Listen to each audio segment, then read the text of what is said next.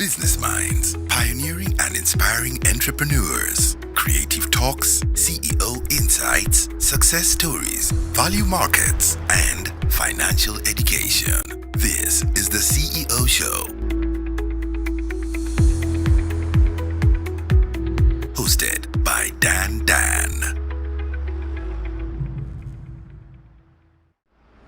Business Minds, pioneering and inspiring entrepreneurs. Creative talks, CEO insights, success stories, value markets, and financial education. This is the CEO Show.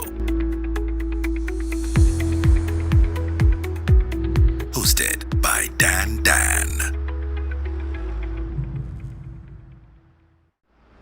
Business Minds, pioneering and inspiring entrepreneurs. Creative talks, CEO insights, success stories, value markets, and financial education. This is the CEO Show. Hosted by Dan.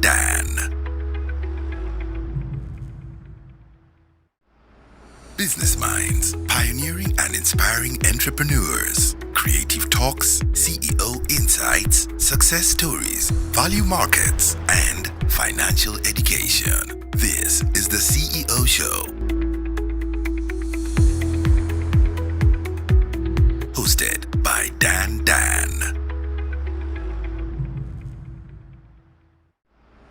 Business Minds, pioneering and inspiring entrepreneurs. Creative talks, CEO insights, success stories, value markets, and financial education. This is the CEO Show. Hosted by Dan.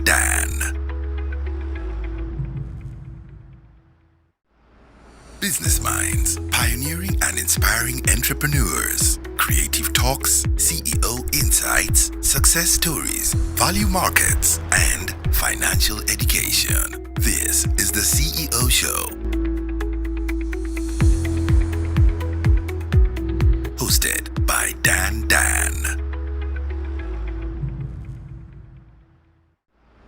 Business Minds, pioneering and inspiring entrepreneurs. Creative talks, CEO insights, success stories, value markets, and financial education. This is the CEO Show. Hosted by Dan.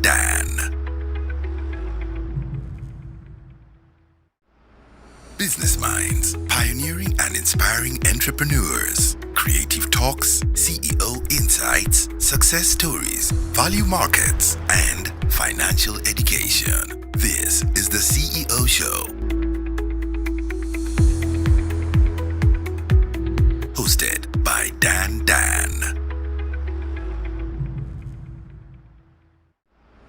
Business Minds, pioneering and inspiring entrepreneurs. Creative talks, CEO insights, success stories, value markets, and financial education. This is the CEO Show. Hosted by Dan.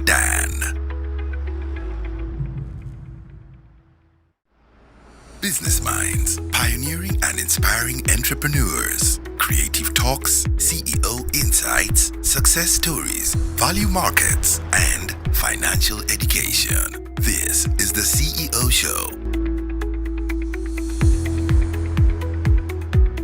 Hosted by Dan.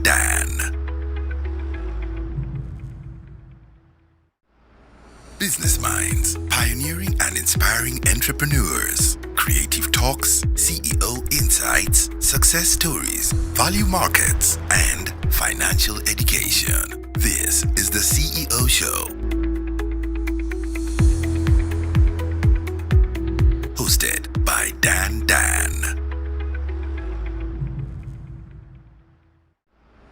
Business Minds, pioneering and inspiring entrepreneurs. Creative talks, CEO insights, success stories, value markets, and financial education. This is the CEO Show.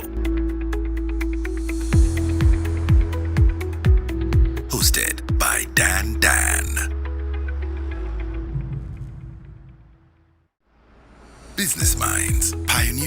inspiring entrepreneurs, creative talks, CEO insights, success stories, value markets, and financial education. This is the CEO Show.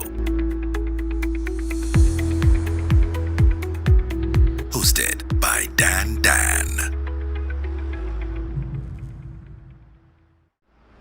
Business Minds, pioneering and inspiring entrepreneurs, creative talks, CEO insights, success stories, value markets, and financial education. This is the CEO Show. Hosted by Dan.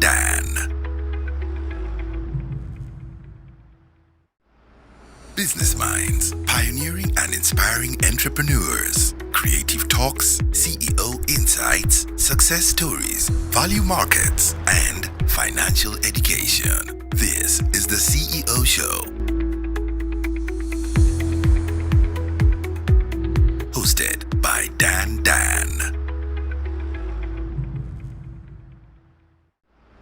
Business Minds, pioneering and inspiring entrepreneurs, creative talks, CEO insights, success stories, value markets, and financial education. This is the CEO Show. Hosted by Dan.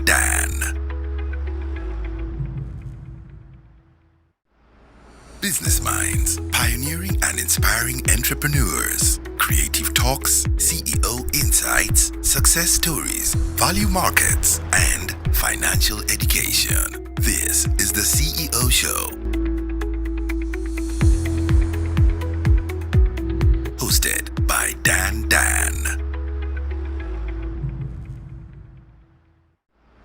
Business Minds, pioneering and inspiring entrepreneurs, creative talks, CEO insights, success stories, value markets, and financial education. This is the CEO Show.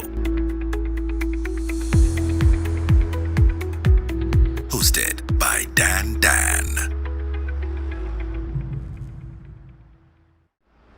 Business Minds, pioneering and inspiring entrepreneurs, creative talks, CEO insights, success stories, value markets, and financial education. This is the CEO Show.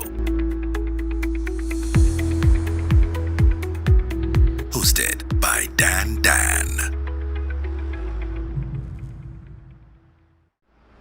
Business Minds, pioneering and inspiring entrepreneurs, creative talks, CEO insights, success stories, value markets, and financial education. This is the CEO Show. Hosted by Dan.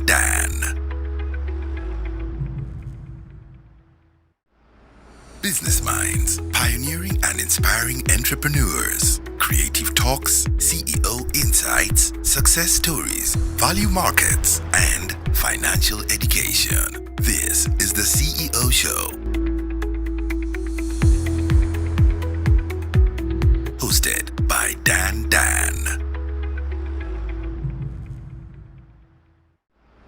Business Minds, pioneering and inspiring entrepreneurs, creative talks, CEO insights, success stories, value markets, and financial education. This is the CEO Show. Hosted by Dan.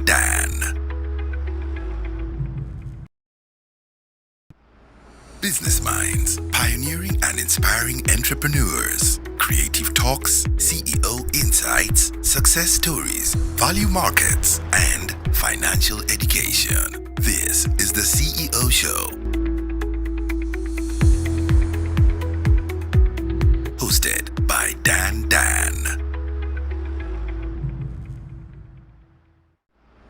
Business Minds, pioneering and inspiring entrepreneurs, creative talks, CEO insights, success stories, value markets, and financial education. This is the CEO Show. Hosted by Dan.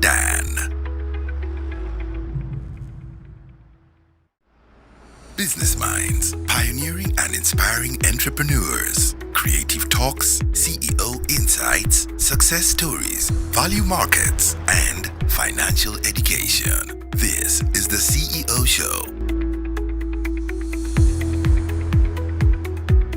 Hosted by Dan.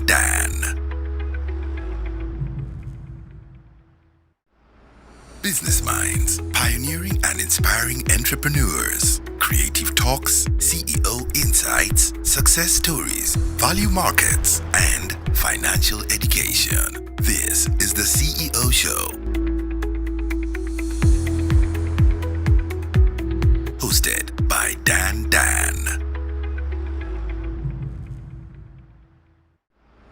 Business Minds, pioneering and inspiring entrepreneurs. Creative talks, CEO insights, success stories, value markets, and financial education. This is the CEO Show.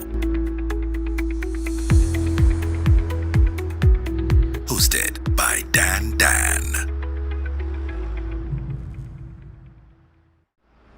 Business Minds, pioneering and inspiring entrepreneurs. Creative talks, CEO insights, success stories, value markets, and financial education. This is the CEO Show.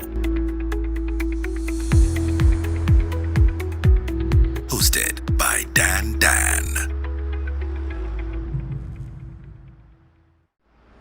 Business Minds, pioneering and inspiring entrepreneurs. Creative talks, CEO insights, success stories, value markets, and financial education.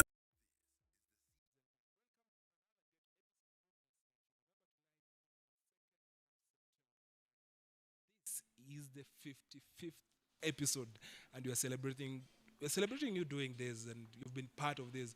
And I'm just reminded that it is the 54th. Okay, I'm so ambitious about that. But welcome to the CEO Show. This is a platform where we engage with visionary leaders, shaping our economy, inspiring change, and also they are the people who drive growth in our economy. Today we focus on technology and business growth. We ask the question, how can businesses thrive in this digital era? Joining us is one man who has been in this field for quite some time. Mr. Brian Kiprono is the CEO and also the founder of BD Computing Company Limited. And also he's here to provide a cutting-edge experience about tech solutions and business growth. What does it take for your business to have and craft itself when you talk about technology? It's very important. Welcome, sir, to the show. Thank you so much. Okay. And before even we talk about it, tonight we are coming live from a different location, and we're saying that we're getting better every night, every day. We are getting better just because of you.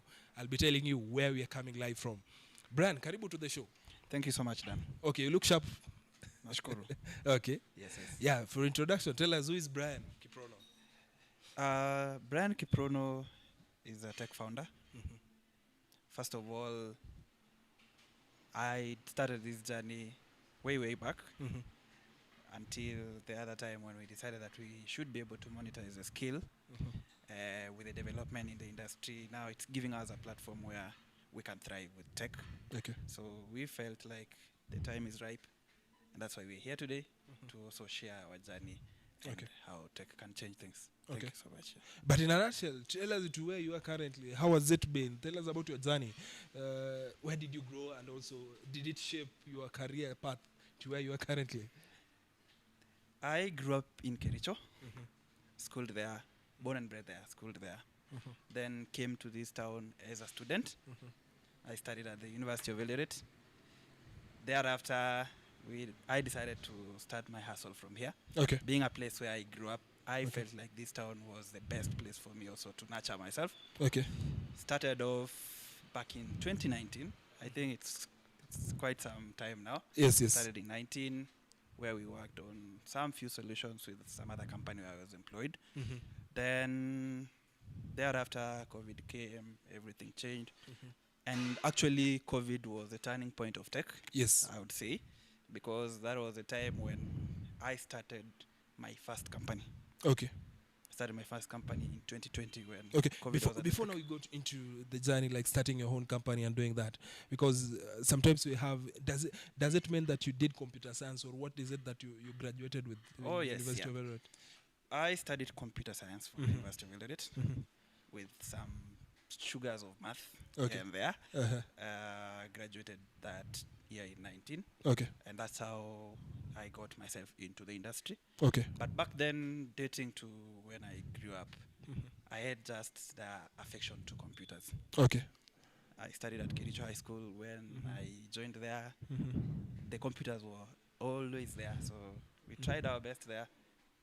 Started with computer studies, now transitioning to campus. I already had a vision of what I wanted, and actually started off by more of a child's play, where back in the day when we had GTA, Need for Speed, all Yes, those yes. games. Uh-huh. So that is the time where we decided to play the games, and then it turned into passion into computers. Okay. And by the time I was finishing my high school, at least I had So what you're started- telling us tonight is, whenever we see these young people doing games and what have you, you don't Allow have to them. discourage them. allow them, Okay. allow them. It shaped you to some extent. Sure. Okay. Then immediately after campus, then what happened? I actually started off my first job Mhm. before graduation. Okay. I've been that kind of a person who is a go-getter. I Mhm. really wanted to hopefully make early in life, Mhm. and that shaped a lot of how I saw the career, how everything took shape. So starting off in 19, it was I was actually awaiting my graduation. Went in for some interview which I had not applied. I did the interview, and actually, I believe I was picked based on merit. Okay. And that took shape of the first company that I registered was called Merit Systems Limited. Merit, that was your first company. Exactly. Okay. Yeah. It was an inspiration of the same. Exactly. Okay, as a young person, because definitely we cannot say that you're definitely not a Gen Z, but as a young person, what are some of these inspirations that you got for you to register a company back in close to 2020 or 2019? It That- was in 2020. In my first 2020, company, yeah. yes. What is it that inspired you to do this? Because at that tender age, you registering a company, and also what was the vision that you had about the same? It was about the gap that I saw in the market, Mhm. because I would say tech in Kenya is still underserved. With the work of now AI and everything, that back then actually it was just about smart solutions. We were not yet at the AI boom. So back then it was more about building solutions here and there, solving the small business problems which we were seeing around. And I felt like the market was kind of underserved, Okay. and I felt like the cake was so big for all of us also to be able make a living out of it while we actually solve real world business problems. Okay, okay. And what was the successes now of the new company that you formed? Like you just have your first company, and how was it? Was it a success, or was it doomed to fail? What happened? I would not say it was doomed to fail. Mhm. It just happened like the timing wasn't right, Yes. because that was the time when COVID now took over everything. There was like the lockdown and everything. Then the transition wasn't as smooth as I envisioned. That's the nature of business. Yes. Now, 4 or 5 years later, I realized that some things also take time, Okay. because at that point, I would say I was still very fresh from campus. And the way I view business and the way I view it now is quite different, because at that moment, it was all about solving. It wasn't packaged as more of an experience as we are doing right now. It was just seeing problems single-handedly, solving one or two of them. Okay. But when now COVID came, it didn't go well, I would Okay. say. But we are here today because I never gave up about that. Okay. Because years later, when I felt like now the time was ripe, Okay. so that is when we came back strong and even better. Okay. Yeah. Before now we move on to what you're doing currently, and also your current experiences and successes. What are some of the lessons that came with you from the first company that you registered and then you closed? What are some of the lessons that you found that were so dear and to you, and also to business? One biggest lesson which I carried on after that first, I would call it failure, It wasn't actually a failure because I dared to dream. So Yes. I didn't count it as a failure. Was keep dreaming, and when the time is right, everything will fall into its place. Yes, yes.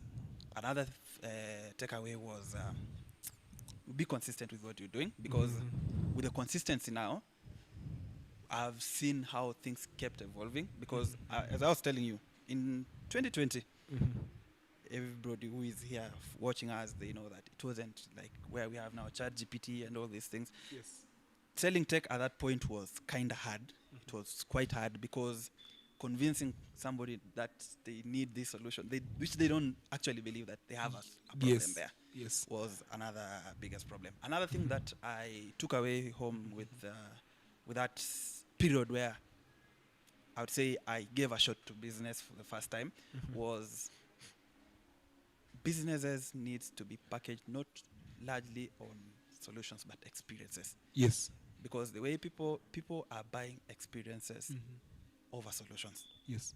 They need to be able, if it's not saving their time, Yes. if it's not solving their problem, then Yes. they don't have any business actually taking your solution. Yes. So packaging that over now the constant failures, which also came after that, because it didn't stop there. Thereafter, try this, try that, until now, at least things also now settled and everything took the right shape. Okay. Ladies and gentlemen, remember we're coming to you live on the CEO Show, and tonight our guest is Brian Kiprono, who is the founder and also the CEO of BD Computing, and he's just getting started. He's telling us about his experiences and also about what is it that has taken him to be where he is. And for those who are coming in, remember that we're coming to you live on Facebook and also we're coming live on YouTube. Please don't hesitate, and also don't forget to share this particular podcast for somebody to know that you're watching, and also for us to know that you're part of this conversation. Don't forget to comment and tell us where you're watching from, and also if you're getting us loud and clear, because I'm saying that you are a good number of people are coming in. We're watching. I'm saying Patrick Kiegon has been saying he's waiting. Thank you so much, Patrick Kiprono Muchai. Panasema that he's waiting, and also Joshua Kipchumba Chelalang. Thank you so much, Scholar Kebene. Thank you for following this particular episode. Also, we have Korir Naftali, who is saying that he's watching from Doha. Thank you so much, Korir, for following this. Gibson Kimngetich is saying that he's watching from Somalia. Thank you so much, sir, for following this. Lagat Kip is watching. Koech Isaac is watching. Saying Levian Kigen is saying that he's watching from Kericho. Thank you so much, Levian. And also we have Lagat Kip, who is saying that he's tuned in. Dan. Tell us where you're watching from, and also if you're getting us loud and clear. And also if you have a question for our guest tonight, don't hesitate, and also don't forget to ask. We are getting it started, and also what is the importance of tech in business. And the current times and age, you cannot separate tech and business. And that is what Brian is telling us. Brian, now, people have been arguing that tech is infinite. Technology, that is infinite. It keeps on changing from time to time. Having experience in technology and also being part of this, at the center of all this, how important has it been in business over time, and has it changed how we do business? Actually, what has been evolving is the user needs, and tech is adjusting to adapt to that. One good thing about tech is breaking through using tech is easy, first to start with, because it's when you have it at your disposal, it's way easier for you to push your limits with it. Considering the way, if you're doing like something that involves automation and something, you could be sleeping somewhere, doing your other things, and your work is still going on. So what I would say about that switch, it's not about actually tech switching, it's just adapting to the current user needs. Yes. Because it's more of when in early 2000s, it was the Yahoo boom and the email boom. Then came these other years, now we are at generative AI. What you realize is it's becoming more of a tool that is aiding more businesses to break their limits, so long as it's used within the limits that it's capable of. Because also tech without the regulations at some point could cause mishaps here and there, but largely tech is evolving in line with the user needs. Yes. That's my stand ground, because having been there, I would not say it's been very long. There are people I know who have been in the industry, but one thing you need to know about tech is you also need to evolve, because something that you might have done yesterday in a certain manner changes today, considering now with the new trends and everything, security, everything. So it constantly evolves, Yes. but matching the user needs, because it's of no use actually for these things to have that switch while we don't really get the value of it. So it's more of the needs which is now dictating Okay. what is coming to the market. Okay. Yeah. And now, Brian, looking at now the SMEs, the small, medium enterprises, they always have a struggle to adopt tech and also to incorporate tech into their businesses. What are some of the steps that these businesses should consider for them to embrace technology? Because we cannot run away from this in this time and era. What is it, or how can they embrace technology in their businesses from experience point of view? I would categorize MSMEs in two categories. Mm-hmm. There are those which are backed by technology on its own. Mm-hmm. For instance, these companies which are in tech themselves, building applications and everything, at least for them it's quite easy. But we have these traditional businesses which they've been there for, the brick and mortar businesses. Yes. What you realize is there is a phobia. Mm-hmm. And this phobia actually comes from the fear of them being replaced. Yes. Which, to me, having been there, I believe that the way tech has been packaged is more of an eliminator, not as a tool.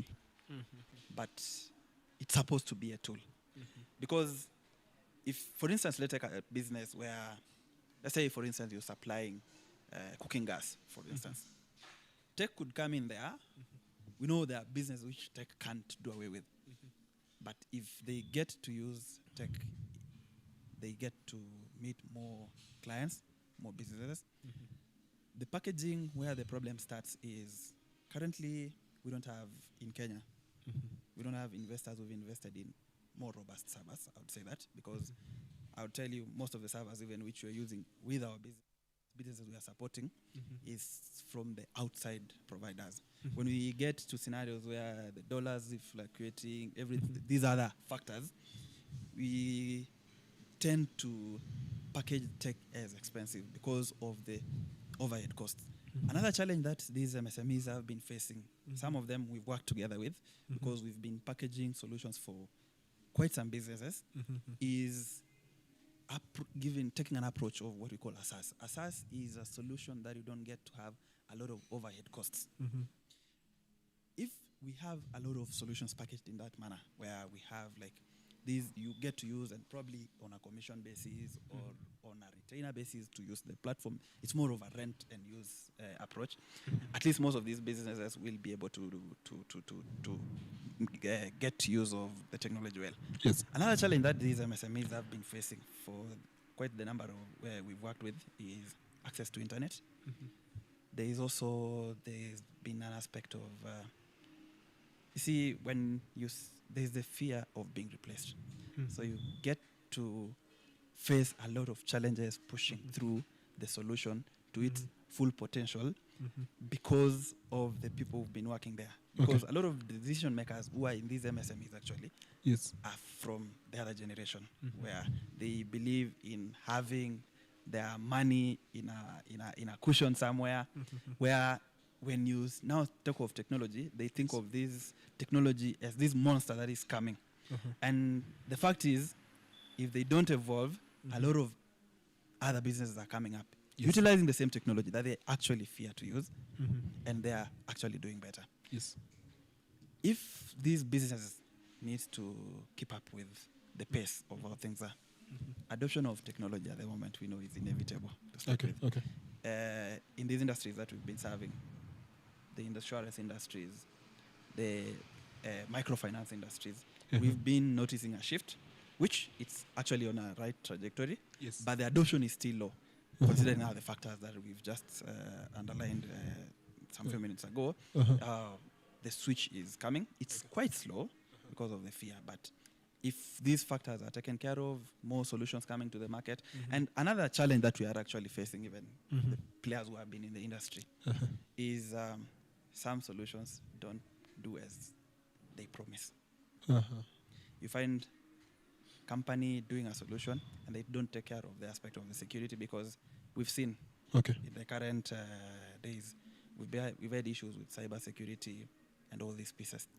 That fear alone makes adoption of technology quite challenging for these businesses because the people who've had muscles to actually adopt technology, they've also struggled with some aspects of security. Okay. So the right investment actually, after the phase of adoption, is now the other side of the cybersecurity, which I feel if we now keep pushing the right solutions, the right personnel to work on those fields, it's actually giving birth to more other careers than it's taking away others. Okay. Yeah. And now, Brian, because we've talked about SMEs embracing technology, but a business person or an entrepreneur outside there, probably they are starting a business today, tomorrow they are planning to start. How soon should one create an avenue, or how early should one embrace technology? And people always say that it's just for the big boys, it's just for the big companies, corporates and what have you. But now, how soon should one craft a way to embrace technology as soon as they start businesses? I would say packaging of your business should actually focus having security technology at the middle of it. Yes. Because as we've seen from the patterns of how businesses have been running lately, you'll see like you'll need, let's say for instance you're starting a small business. Yes. For instance, the scenario we had of the gases. Probably at some point you'll need to take in the orders. You're targeting a larger market. It's a small startup, yes, but you're starting to target a bigger market. The thing that you'll need for starters is your bookkeeping. Yes. Which at this modern day, doing it on paper is not the safest way. It's not the most robust way. The aspect of taking in orders after taking in orders and automation of route optimization and all those things. I would position any business starting up, having in their budgets while starting up, is the first thing they need is the technology. Because you realize a lot of the other things that they need depends on technology to be able to optimize. Because you see, we are going to an era where we want to run businesses, not do businesses. Because if I'm starting up a business, for instance, I don't need to be there for that business to continue. I need to be probably doing other pieces as the business also gets to run itself. Yes. So with the technology in place, this one means that I'll be able to achieve more with my time, while now I get to delegate to the tools that I have in place. Yes. So I would say for any business that is starting up, the first thing you should consider is technology, because what we are realizing it's inevitable. Get the best out of it and make sure that you don't delay. Because, for instance, if you start late, you'll have a lot of data to key in and all those things. It's way easier when you start off with everything packaged together. Okay. And now we'll talk about now management bit of it. Because having tech, sometimes somebody say that they need a whole department, an IT department to manage tech. But for a small company, a small SME, if I can say, a small medium enterprise, if I can say, do they need to have somebody there for them to manage in terms of, because tech is something that keeps on changing, it needs close supervision and all that. But what do you advise on this? It depends with the kind of architecture you choose of the solution. Yes. Because as I was saying, there are different kind of solutions that are in tech. There's one which we call SaaS, which has a shared responsibility on you as the business owner and the company developing the software. At least that way you don't need to run like an IT department, for instance. Because if you're using it, the shared responsibility dictates that you just get to take care of running the business that you do best. Yes. And the technology company gets to give you the solutions for you to use. Yes. So if you go with a solution that is SaaS, for instance, you don't need an IT department to do that. The overhead cost is cut to almost zero, because in most SaaS, you pay based on usage. Yes. So with that in mind, it's not something that people should fear. What I would advise is just pick the best solution that suits your business. Because a lot of solutions that are there, as I was saying, you might have a solution that you feel it will take care of this. Later, you realize that you need to have somebody running it and everything. The solution actually should be well packaged to be able to take care of itself in the shared responsibility model that this solution needs to provide. Okay. And now talking about the big boys now, quote unquote, I can use these corporate big companies. What are some of now technologies that are coming up that are helping in scaling up businesses and also that are helping in growth and also creating efficiency? What are some of these technologies that are now shaping up currently? At the era we are, AI is the talk of the day. AI is the talk of the day. We have companies, Microsoft, Google, all these tech companies. But what I would say is, in tech, there is nothing like a big boy. You need to just tailor the solution in a more structured way to fit your niche, and you will be able to sell. As I was saying, you sell the experience. If you're able, the reason actually we have a lot of tech companies sprouting at the moment is the fact that it's more of a level ground. Leave alone the generative AI and all those things. What we've realized with a lot of businesses, they don't need all these AI boom things, that they just need smart solutions to be able to do their daily tasks on running their business. A lot of businesses don't need all these big things that you see, because when I've spoke with a lot of business owners and they say AI this, AI that, but you only realize that what they actually need is a smart solution that is able to predict well with the data. That's why the foundation of our company, BD, actually stands for Big Data Computing. With data, you can make meaningful decisions. A lot of these things that these companies need are actually smart solutions. The AI bits will come in later, but it's supposed to be progressive. So about the big boy, I don't believe that we have a big boy. A lot of companies, actually, we've seen in the current trend is a company comes up with their own solution, and these now quote-unquote big boys come and acquire those same companies. So with the evolution in tech, you don't need to be a big boy to do something that is meaningful to the society. Now, going back now to BD Solutions, that is BD Computing, what you guys do, what you guys are currently working on, because you say that it means big data. Tell us about its formation and what was the vision that you had, and now what are the solutions that you're bringing to the industry, different industries. BD Computing started when we saw, as I was saying, just like the first company, the niche was still not filled because a lot of solutions that were out there at the moment when we were starting off, we realized that it wasn't meeting the needs of the users. We had a session where we could speak with these business owners and we asked them about the solution, about their operations and everything. And what we realized a lot about the solution which were out at the moment when we were getting to the market was it was more of digitization than automation. The era where we are, a lot of things need automation. When we came in, there's a tool that we pushed to the market called Bima Trust. Bima Trust happens to be a brainchild of the insurance industry, where insurance actually is underserved with around 3%. 3%. The solution that have been there in the industry for insurance, we felt, together with the users, the players in the market, that the solution that were there could not solve their never-ending needs in terms of the aspirations of growth and everything. So we came up with tools, for instance, Bima Trust, to try and solve those issues that are being faced in those industries, which first of all was the aspect of portfolio management, for instance, in the insurance industry. If you've gone to an insurance company trying to get a policy for your motor vehicle, for your health policy, there are a lot of processes which takes place before you even get to a point where you get a policy was so tedious. There's a lot of back and forth, more so when you're going through a brokerage, an agency and everything. So we sat down and said, being a company that we want to position ourselves as a solution provider, not just any provider. We wanted to be a solution provider. We sat down with the industry players, decided that we are going to change how this industry is being run.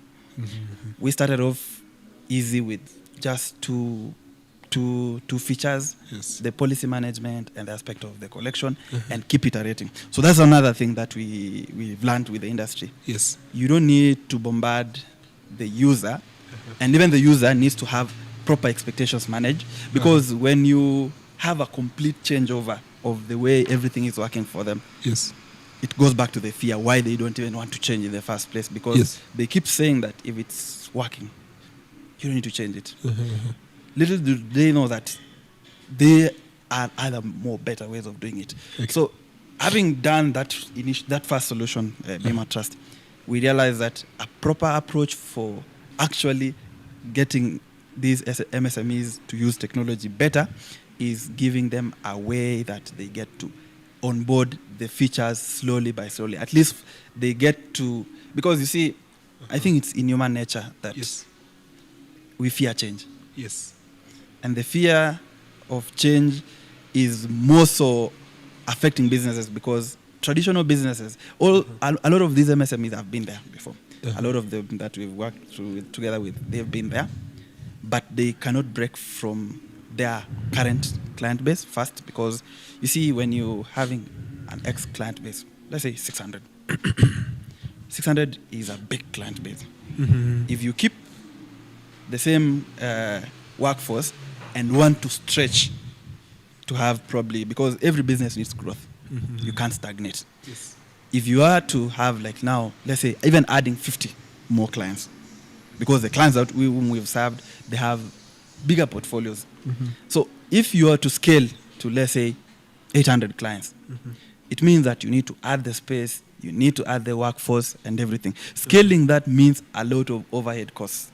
But with technology, you can gradually keep onboarding, gradually keep offloading the workload which the user, your staff have been doing to this tool where, because for instance, Bima Trust, the self-care portal changed a lot, I'll tell you. With that tool, people can now purchase their own policies at the comfort of their phones through WhatsApp. You buy a policy, you check your premium, you get your invoices and everything, and that transitions to a better customer service. So for a lot of these businesses, having done a proper survey before rolling out all these other solutions, we have Bima Trust, we have another one for grievance redress management systems, we've worked on payment systems with fintechs and everything. What we are realizing is the actual fear of change starts from how we get to win them off through acquiring new technologies. A lot of solutions just come in, no proper planning on how to transition and everything. Yes. It changes a lot if you have that one-on-one experience with the user, taking them through a more structured way of onboarding. Okay. Now, being at the center of now BD, the founder, and also being the leader of BD Computing, running such as over time, it's a successful company so far. In terms of management, how have you managed to put it at the edge, and also to ensure that you've been in business for all this time, and that is with regard to your management kind of system, and also with regards to the same. What was your win that you found that, because sometimes you find that young people start businesses and then over time they shut it down because of too much expectation, and also being not in a position to manage businesses yourself. What was your turnaround, and what was your hit that you saw that now this is working? I would say it started off with, we go back to 2020 when we started the first company. That time the expectations, I'd be honest with you, I knew very well that I'll open this company, buy a new car, all these expectations. Yes. Until life happened, when you now get to face the real market, the positioning, how you get to package your solutions, how you get to even understand the user needs. Because one issue that is with tech and largely the youth is we have these expectations. Expectations isn't something bad. Yes. But we have heard, like within our generation, even a tag that we want the soft life, which is something good. Everyone wants to live good. True. But managing expectations, I feel, is one of the core things that you need to have as an individual if you're going to have. Because I'll tell you, before this, I've had to quit some job to be able to build this. You're quitting at the point where you are at the peak of everything. I was a lead engineer for a US-based company before coming back to now do the things we're doing with BD. And I would say the pieces that shaped the way we are running our solutions, the way we are building our solutions, because building and running are two different things, because we need to have the maintenance part. Another thing that I think changed a lot of how BD is actually been running is the aspect of the team. I am a strong believer that a team is not just a number of people, it's how things need to work in synergy. We've had a very easy way of packaging our solutions because we get to involve the end users of the solutions as soon as, even before starting writing a single line of code, because for the solution that we do, it's all about code. Yes. What has changed now and now from what we had done before is the way we are handling the solutions, I would say, and the maturity of the market at the moment. Because as I was telling you, back in 2020, people didn't really view technology as something. I remember actually going somewhere to sell a solution and somebody believed that we sell computers. They didn't really believe that you could have a career building solutions because the big boys aspect was playing a role there. Yes. All they knew was solutions. If you need like an application, it's either Safaricom, Microsoft, and these companies. They don't know that we could have homegrown solutions tailored for our current markets and keep evolving with the market. Okay. So what has changed from before? Actually, BD is the third company that I've founded, and from the two initial companies, there's a lot of stories that shaped how everything now is happening. Okay. And the prior experiences now, having worked with us solutions, with the US company, and this, and the work culture. Actually, the work culture of the West actually took a hand in this. Okay, I'm so also interested to understand how, because it took courage for you to leave a US-based kind of employment and choosing to run this. What was your conviction? Because sometimes we have beautiful ideas, but we are hold on to the salaries that we get. But for you, you had the courage to step out of employment and start your own. What is it that inspired you, and where did you get the courage? And do you regret? I'm actually a happy man. At least I have something I can say touching lives to start with. Because right now we are working with a team of 7 people. And these 7 people go home happy, knowing very well that their futures are secured. Yes. We are solving real problems. Yes. We have businesses relying on our solutions. The conviction that I had to start BD Computing was the zeal that I'm seeing an underserved market. There are a lot of solutions which we saw from the West. I've had friends who work there from here. People who are from this town working on that side of the world, and the kind of the solution that they've been pushing to the market. Yes. And I was like, how about we start home? How about we start home? Yes. Because at the time we started BD Computing, there was a lot of companies who were more of briefcase companies actually, positioning themselves that they provide solutions. But when we tried to, because actually we started off wanting to have partnership with companies who were already providing solutions, because at that moment, I'll tell you, I kind of doubted our abilities that we could not push this through. And after some mkutano with my own self, I had to. There was no option. I had to. And I realized that all these ambitions that we've had of solving solutions, we've been branded as a Silicon Savannah here. And at the pace where now things were taking directions post-COVID, seeing how companies which were founded during COVID, because I actually had a friend who is on the side of the West who founded a company. He's from here, but he's living in the States. Yes. He founded a company. Then with COVID, it was actually his time to boom. We realized that focusing on a solution, focusing on one problem first and solving that changes a lot. So that's what we started off with. Yes. So I took that leap of faith to start it off, because I kept asking myself, what's the worst that can happen? Assuming today didn't click, what was the worst that could happen? And I dared to dream. Okay. And he actually some 5 months later, Uh-huh. I had a conversation with my former boss, Uh-huh.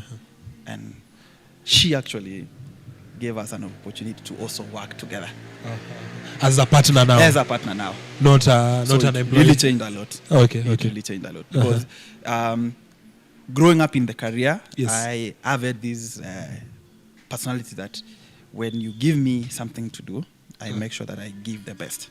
Okay. Not realizing that that thing was also spotted by this boss, and Okay, okay. she realized that this is a company we can work with because Okay. of my personal relations, how Okay. we did work together before. Okay. And actually that one took a whole change in how the whole thing Okay. is now running. Now, speaking to somebody who's watching us tonight, and somebody's contemplating leaving employment for self-employment, having been there, what are some of the lessons that you can speak about tonight? That's a hard one. Uh-huh. Because considering the financial times which I know people are in right now, Uh-huh. it might seem like a lot of people will get to doubt themselves whether they can really push through, Yes. which is okay, because if these things are structured the way they are at the moment, it doesn't mean like we are not human. That's Yes. one thing. Never doubt yourself. You are human. Yes. But there is the other side of life that in career, what I've realized, being self-employed is not a hype. Yes. It takes a lot. Not to mean that it's not possible, because if it were possible, we could not have been here. Take that leap of faith. Make sure you solve a real problem. It doesn't have to be tech, actually. In anything that you're doing, be the best in that. Focus on that. Keep iterating on that. Itafika mahali itashika. Okay. Itafika mahali itashika. Itafika mahali. Yes.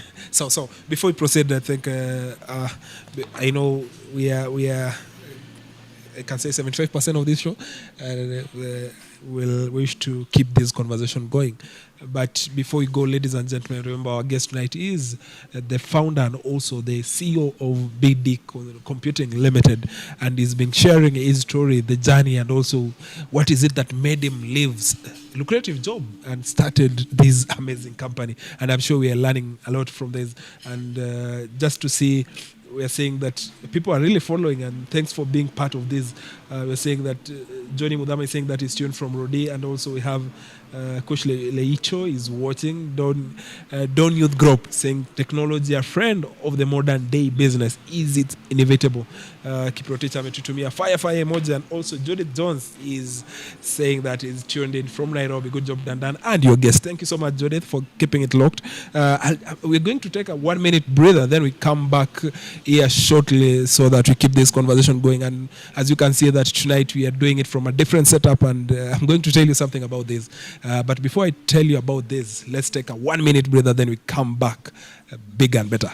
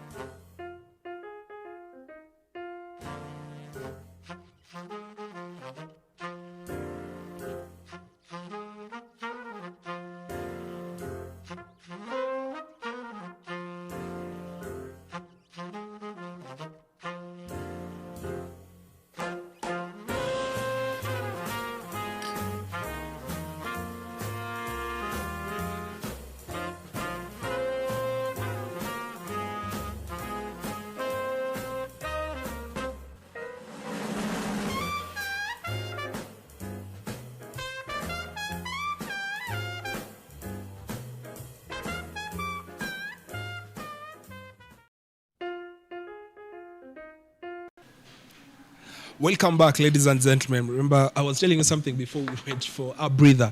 And what we're telling you tonight is that we have an official partner, that is Tamu Restaurant. And as you've seen from this short clip that we've shared, is they're partnering this. And also, if you want to get one of the sumptuous meals in town, please don't hesitate to visit them. That is along Nairobi Road. That's after Ropa, when you're coming from Eldoret. Ukifika hapo mali imeandikwa I love Eldoret. I've seen people taking good shots of I love Eldoret. They are located there, and you can also place your orders. They can deliver right at your doorstep. Remember, you can call them on 0719 66 68 53, 0719 66 68 53, and they can drop your orders. Ladies and gentlemen, we're getting back to our conversation. Remember, our guest tonight is Brian Kiprono, who is the founder and also the CEO of BD Computing Limited, and he's been telling us a lot about this. Brian, as you keep the conversation going, now talking about what we are seeing, a lot of changes in businesses, technologies. That is, we can say, we're seeing the issue. AI is coming in. You mentioned something, and you say that people fail to embrace technology for the fear of replacement. That is in your own words. But now, looking at this, how fast is it taking shape, and also what is the future? I think at the moment, technology is inevitable. It's super inevitable because the way everything has been packaged. For instance, you see with COVID, for instance, a lot of people who were using, like, paying bus fares using cash. That was the time, actually, we changed a lot because of the health concerns and everything. That is the first time, I think, Kenya started taking mobile payments more seriously because of how everything was packaged. At the moment where we are, if you're in any business, you won't fail to need a technological solution. Even, for instance, the social media we're using, that's a technology. For you to do your marketing and everything, that's still technology. Yes. So it's about how fast you get through the fear that you have to start with. And the earlier you do that, the better. Because you realize that people who are actually using the current technologies, because when you talk of technology, somebody might think it's only building an invoicing system and all these things. Yes. There are a lot of technologies that are out that at our disposal. I know of a few friends who are selling through WhatsApp, for instance. Zero investment, and they're actually doing business there. Yes. The earlier you adopt that, the better for you, because you're being left behind, actually. Because a lot of things at the moment, if you have a smartphone and probably mobile data, you should be able to sell, actually. Or for the traditional businesses, in terms of marketing and everything, we all have all these channels.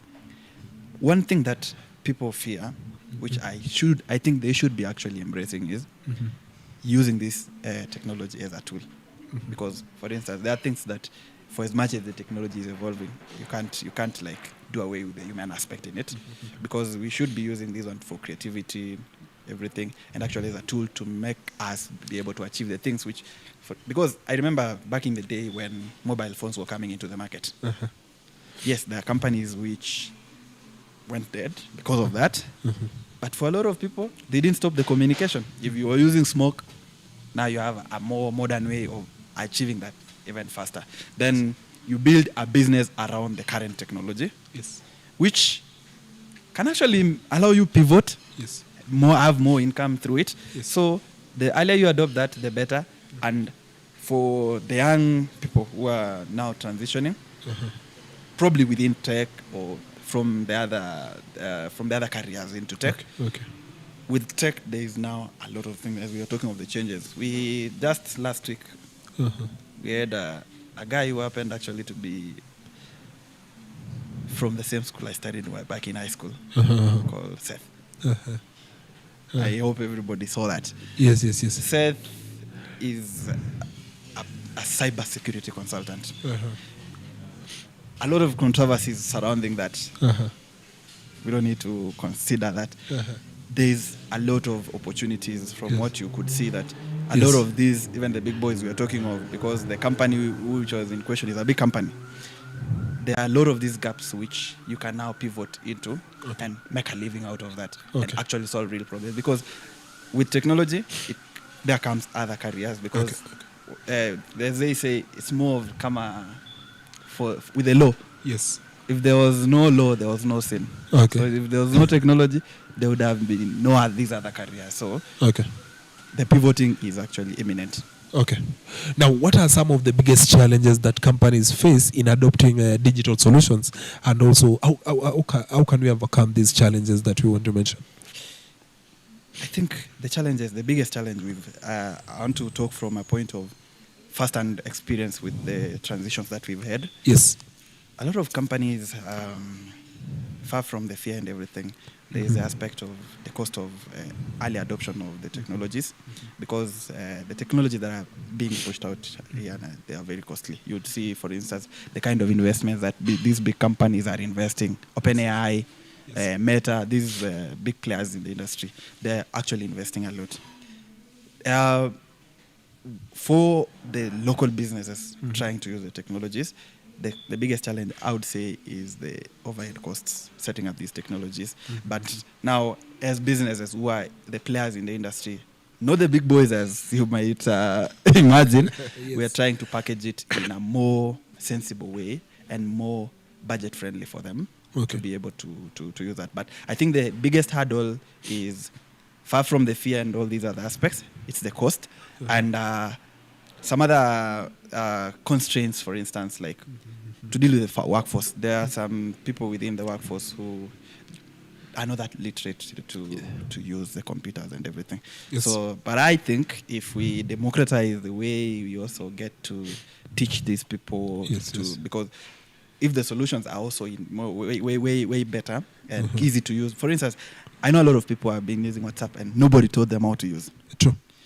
So if we, as the players in the industry, also build solutions that are easy to use, I don't think, because a lot of the solutions that we have been, because in the industry, this is what happens. When you push a solution and you promise X, and the end user end up using that, and they don't get that X. You see, the expectation is not met. True. They tend to go to another provider, sourcing the same solution, hoping that they get that thing solved. So if we build, as the industry players, the solution that the industry needs, adoption won't be a problem. Okay. And now, you mentioned something, and you talked about Seth at some point. We've seen, as much as we embrace technology, as much as technology keep on changing over time, there is always the issue of cybercrime that we've seen. It's on the rise. And it's something that it's affects a lot. It gives shivers to many businessmen and women. Now, how can business or how can entrepreneurs maintain the same course and the same urge of having digital solutions, and at the same time protect their business from data, let's say protecting their data, and at the same time remaining productive in business? I've seen a lot of efforts from the government. Yes. There was a Data Privacy Act which was passed a few years ago, yes, which is now being effected. That is one step in the right direction by the government to be able to support the entrepreneurs in tech and the entrepreneurs who use tech. Yes. Those are two entrepreneurs, the ones who are using tech and the one who are in tech themselves. Far from that, I feel the institutions of higher learning now needs to focus more, because from the curriculums that we've going through campus and everything, it was more of a theory based than the actual hands-on. Yes. Which getting to the market, there is a culture shock, by the way. When you first get into the market, I know a lot of people got off the campuses hoping to transition into career, and then they get the culture shock that what they've been learning, there is a disconnect from what the market actually needs. A step to cure that is if the institutions of higher learning, the other players in education, get to structure these things in a way that it fits the market, we will be able to cap that. Because you see, the reason we actually have a lot of issues with cyber security. We have quite a small number of people who are in that field. And you know how the market dictates the price when the demand is high. Because I've known of some few companies. We've also been pivoting towards having a strong positioning in cybersecurity. Because of the solutions that we've been pushing, we had to introduce somebody who is in cybersecurity to be able also to cushion and curtail our customers from these regular attacks, because it's a vast field. A lot of people who have the skill, but they don't have the market for whatever reasons. And these people don't sleep, I would say. Tech needs the constant evolution, even of your solution, to be able to meet the current trends. So to be able to mitigate that, far from the government support and this, I think also the tech companies need also to focus in cybersecurity as one cause of service provision, because there's a lot of need. There's a lot of need for cybersecurity. Just a quick one on the same, because speaking to graduates, there are people who are still looking for opportunities, job opportunities. There's somebody who graduated 5 years ago, because we talk about evolution in tech, and it's something that happens rapidly. Speaking to somebody who graduated 10 years ago, 5 years ago, 8 years ago, and they're still looking for a job opportunity.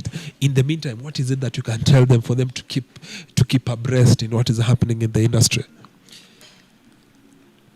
Tech, for them to remain relevant. To remain relevant. Yeah, sure. In tech, actually, it's more about constant practice. Yes. Even at the level where we are as a company, as an individual, yes, we have this constant sharpening of our skills. Because you see, in our world, it's more of it's not something that is wired. It's something that you might have done this thing yesterday. It was working in a certain way, but with the security concerns and everything, they keep changing. That was another change that you were asking of. The change is not because of just the wish to change. It's about keeping up with the trends in terms of security and everything. So for these people who graduated back these days, in the days, and they are trying to keep abreast, what I would say is, just like any other thing, there are the short-term goals and the long-term goals. Keep building. Keep sharpening your skill. Yes. Because even for our recruitments that we've been doing, we've been recruiting even people who haven't been in tech themselves. They learned through the YouTube and everything. It's just because of that sharpness and that zeal. Because it's more of a calling, by the way, I would call it. Because it takes a lot as you're starting out. That is now the bargain. It takes a lot. But over time, as you keep building solutions, even if you don't sell, for example, even if you don't sell, there is a time where that solution is needed, and you keep sharpening your skill. Because for the past interviews that I've gone before deciding to run my own business, I'll tell you that I've never even used the papers. It's been more practical and hands-on in the way it's structured, because for these employers also, where we are at the moment, we look for that know-how, not actually the papers. So, because actually working with the US company, we had 2 or 3 guys who are in very different fields, non-tech, but they were able to deliver. So use the resources that are there, readily available. It's more democratized at the moment, because you could even go to YouTube and keep learning and do that. And constant practice. Actually, constant practice, I would say. And now, before we talk about where do you see yourself in the next 5 years as a company, now, who are your target clientele as a company? We have been a B2B company for the larger part, because we feel like the business community is underserved, as I started with. We've been packaging solutions in partnership with the industry players, for instance, talk of insurance, talk of the governments, because we've been also packaging solutions for governments. The solution that we are pushing out is largely niche-based. That's why we've packaged ourselves as a B2B. Beyond that, we wish also to touch the community in a way. There are some few solutions, and from our personal experiences, what we've been able to do, and that we've been also pivoting towards the more of the outreach in terms of upskilling and everything. So for a moment, we have centered ourselves as a power hub, and and a solutions hub for the B2B kind of solutions. Okay. But slowly by slowly, we are also now reaching out, because they always say start home. So Yes. our solutions, we start off by first packaging a solution that we get to use ourselves, Yes. and then we now push out to the next person and the next person and the next person that way. Okay. Now, 5 years, where do you see the company? 5 years, where do I see the company? Yes. Wow. That's a big one. Yes. We've had a short-term and a long-term plan. Yes. For 5 years, that's long-term, I would call it, because in tech, 5 years is a lot. It's a lot. There are a lot of solutions that we want to push to the market. We get to support them. Yes. We get to push out these other solutions that we've been talking of. You see, the government, with the rise in the adoption of these other solutions, I think that is going to shape us a lot. But we hope that by the end of the 5 years that the company will be in existence to come, Yes. we be able to touch more lives. Yes. Because we are anchored in the aspect of really touching lives, Yes, yes, solving yes. real world solutions, real problems with real solutions. And I'd be happy 5 years to sit here and talk of our success, having changed how businesses are run and how solutions, because all our solutions cut across health, all those other fields. So if we will be able to change how the businesses are being done by those industries, that will be our success. Okay. I think it will seal my 5 years as a success. Okay. Just a quick one. And, you know, this, you didn't expect this, but when did you first make your first million? Oh, wow. In bulk, like one yes. side? Yes. I did that in 2023. 2023. Yes. Okay. 2023. How was the feeling? I'll tell you, ungepita town kuku inakuita. Like there was this excitement. Okay. When you pass there, you feel like umefika, until I realized that a million si pesa mingi. Okay. But ni pesa mingi if you get to use it in. Yes. Because I would say that first meal, I don't actually remember what I did with it entirely. But having handled that from a younger age, I think it shaped how I view money. Okay. Because the money economics is different now from what it used to be at that moment. Okay. So I think I might have had it at a very young age. I was probably 23 years then. Okay. Yeah. What is your rule of money? There are some who believe that kuna mtu anasema tumia pesa ikuzoe. What is your rule of money? And there are those people who believe that you save each and every coin that you make. There are some who say 30% you save, 30% you spend, 30%. What is your rule of money? With the evolution that I'm undergoing as an individual and as a business, it's been more into investment. And the investment that we are doing is, for instance, Bima Trust as a solution we've built. I've really invested heavily on that, together with the partners that we are doing it together. So for me, it's been about, we know that money comes, money goes, Yes. but let it have a meaningful impact in your life in the long run, because I hope I retire someday early. Okay. So that's why. What is your retirement plan? Or you're waiting for 40 or 50? God willingly, if I get to retire at 35, 38. By retirement, I mean I don't need to work to it. Yes. I need to have like a constant stream of income, and retire into some ranch, probably back home where Okay. I grew up, and maybe someday also touch lives differently post-retirement. Okay. Oh, nice. Before you give us your closing remark and also advice to the young people, just want to appreciate and also to acknowledge our viewers who are coming in from. We had some live chat.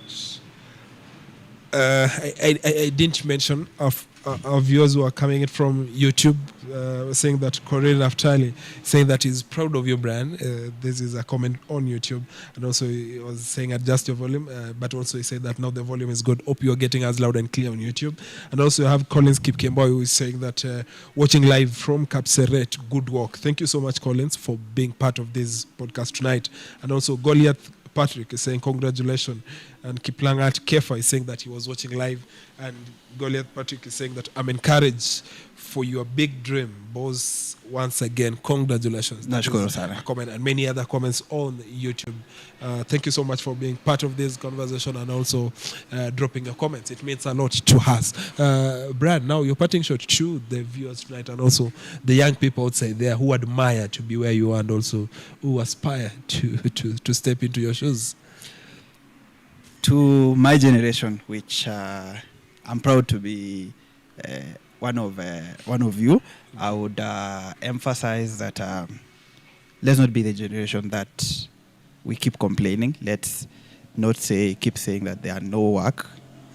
Take a bold step, move forward, change the narrative about employment, and you could be an employer. You could change that by constantly trying, and someday itajipa. And for the prospectors, businesses, and the business that we've been serving, we really appreciate you trusting us with everything, and we believe that we'll build an experience together, a journey together, and your success is our success, and we really thank you for that. Thank you. Tell us your location. Where can people find you? And Oh, also if you have your contacts, you can share. BD Computing, we are located at KTS building, 4th floor. Ukiingia hapo utaona a very good logo of an infinite thing, because we believe in empowering these businesses for a future of limitless possibilities. Okay. Thank you so much. Thank you so much. And thank you for coming to the show tonight. It's been a wonderful discussion. Looking forward to host you in the near future so that we talk about the growth that we aspire. Thank you so much, our viewers. Been amazing having you tonight on this great conversation. I'm sure that you've learned something, and the essence of this show is always to educate you, to inspire you, and also to provide insights, and also to motivate you to venture into business and also to learn something. That's something that we are always very confident to bring to you. And tonight, I'm sure we've done it. Thank you so much for being part of this. And remember, coming to you live from Tamu Restaurant. And if you want some Sumptuous meals, don't hesitate to pass by. On your way, just after Rupa Mall, the big post, I love Eldoret. you love to love Eldoret through food. Make sure you stop over and tell them that you learned this from the CEO show. And also not forgetting to appreciate the crew that made this happen, the Nick Tech production, who made this production for tonight happen. Don't forget, if you want to have beautiful shots, beautiful coverage, visit them at Sagas Basement Center. Go there and they'll give you a good package. That is what we can say about them. And I was your host, Dandan. I'm looking forward to have you next week. Thank you for being part of this. May you have a good night, and God bless you.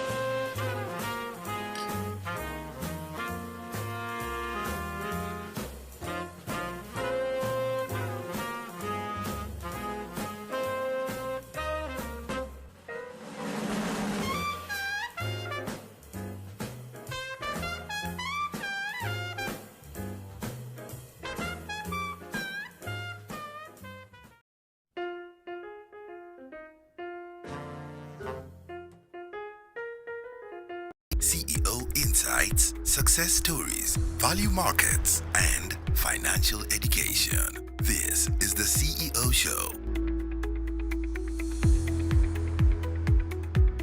Hosted by Dan.